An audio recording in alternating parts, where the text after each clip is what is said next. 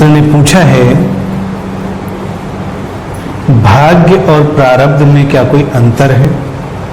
कृपया स्पष्ट करें।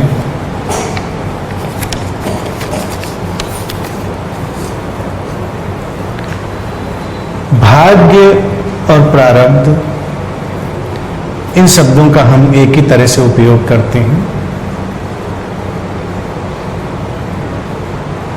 इंग्लिश में उसको हम डेस्टिनी कह सकते हैं। और मैंने इस विषय पर बहुत विस्तार से अक्सर बात करी है कि जो भाग्य है, डेस्टिनी है, उसके कई तल हैं। तो इंसान के लिए इस विषय को जानने से ज्यादा उचित है कि वो क्या करे इसको जाने। अर्थात अगर आप अपने भाग्य को जानने की ही इच्छा रखते हैं तो आप एक दुष्चक्र में उलझ सकते हैं। अस्तित्व आपके सामने कुछ इशारे रख दे, कुछ चीजें आपके लिए स्पष्ट हो जाएं, तो वो किसी भी व्यक्ति के लिए उचित हो सकता है। लेकिन चूंकि किसी भी व्यक्ति की डेस्टिनी, उसका प्रारब्ध या उसका भाग्य उसकी अप टू डेट कंडीशनिंग से बनता है, यानी कि इस क्षण तक जो कंडीशनिंग उसके अंदर बन जाएगी, विचार के माध्यम से, भावना के माध्यम से, अस्तित्वगत शक्तियों के माध्यम से, वही अगले क्षण में उसकी डेस्टिनी बन जाएगी। तो इसमें बहुत सारी चीजें लगातार बदल रही हैं। वो एक फ्लो जैसा है, प्रवाह जैसा है। तो भाग्य कोई स्टैटिक चीज नहीं है, स्थिर चीज नहीं है। जैसे हम परिकल्पना करें कि कुछ बिल्कुल स्थिर है तो उसके बारे में हम चिंतन मनन करें, लेकिन वो स्थिर होने के बजाय डायनामिक है, गति में है। तो कुछ तो स्थिर चीजें पकड़ में आएंगी, लेकिन जो डायनामिक चीजें हैं, जो उसके बहते हुए बिंदु हैं, वो पकड़ में नहीं आएंगे, क्योंकि क्षण प्रतिक्षण हमारी कंडीशनिंग बदल रही होगी। और कंडीशनिंग बदलने की जो घटना है वो इतनी व्यापक है, इतनी ब्रॉड है कि किसके अंदर क्या चल रहा है इसको कह पाना बहुत मुश्किल है। अर्थात मैं बोल रहा हूं, इतने लोग सुन रहे हैं, तो इसी क्षण उस बात की समझ अलग अलग तलों पर सबके अंदर उतर रही है।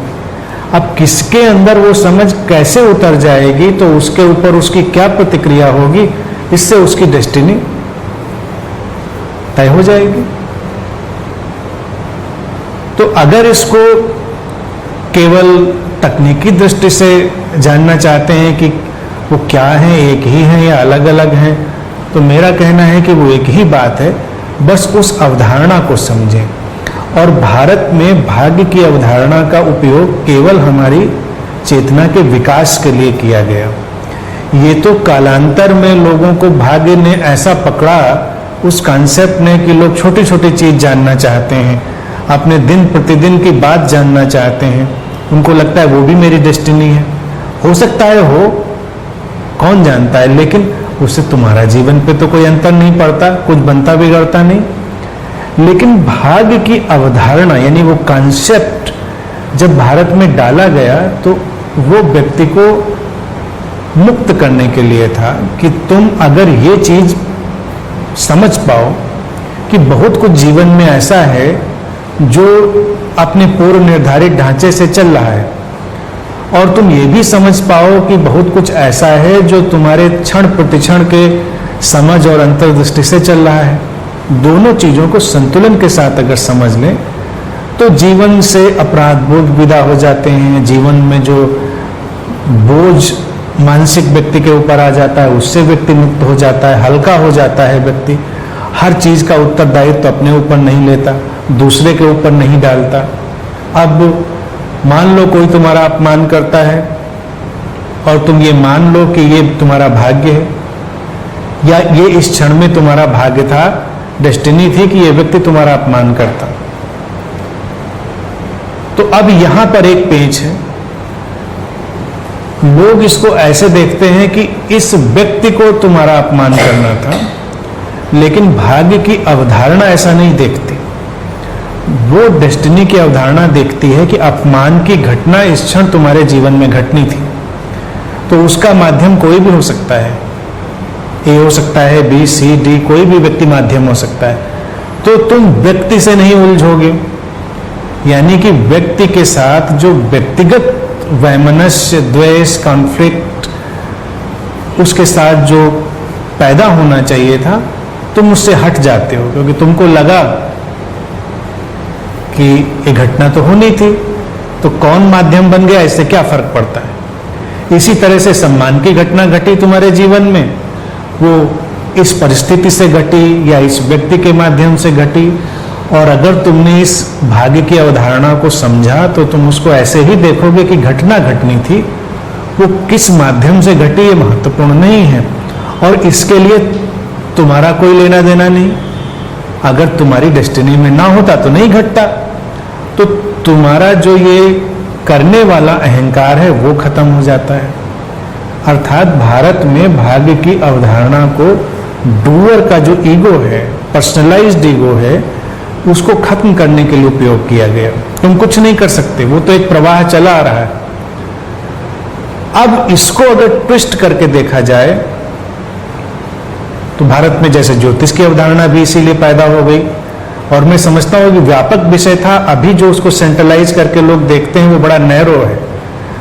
अब तुमको वो व्यक्ति ये भी बताएगा कि उपाय क्या है, तुम ये करो तो ये हो जाएगा। अब सारी बात उलझ गई। जो अवधारणा का सदुपयोग था वो खत्म हो गया, क्योंकि अगर तुम करने में ही सक्षम होते और तुम करके अपनी डेस्टिनी बदल ही लेते तो भाग्य की अवधारणा का तो कोई मतलब नहीं रहा। भाग्य की अवधारणा बस इतना ही कह रही है कि तुम्हारे किए से नहीं होगा, ये तो ऐसा ही होगा। तुम अपने कर्तापन से हट सकते हो, तुम सरेंडर में जा सकते हो।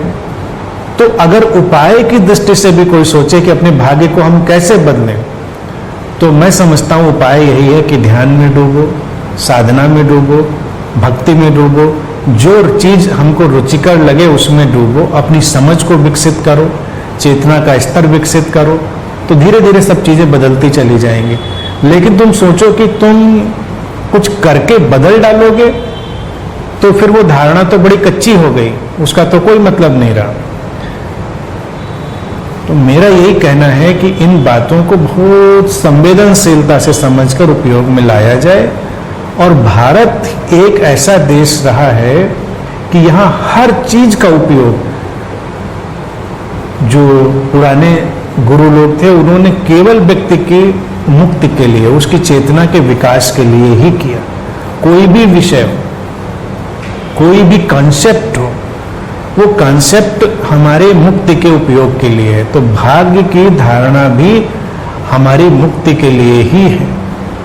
उसको शांति से देखें। तुम्हारे घर में तुम्हारा बच्चा ऐसा है, तुम मान लेते हो कि भाई हम अपने सारे प्रयास जितने बन पड़ते हैं करेंगे, लेकिन उसकी जो डेस्टिनी होगी वो होगा उसके साथ। तुम तनाव मुक्त हो, तुम स्वस्थ होते हो, बीमार होते हो, तुम अपने प्रयास सब अच्छे करते हो, कुछ बनता है कुछ बिगड़ता है, तुम मानते हो कि ये भाग्य की धारा होगी, तुम क्या कर सकते हो इसमें। और दिन प्रतिदिन का जीवन बताता है कि तुम न जाने कितनी चीजों में कुछ भी नहीं कर सकते।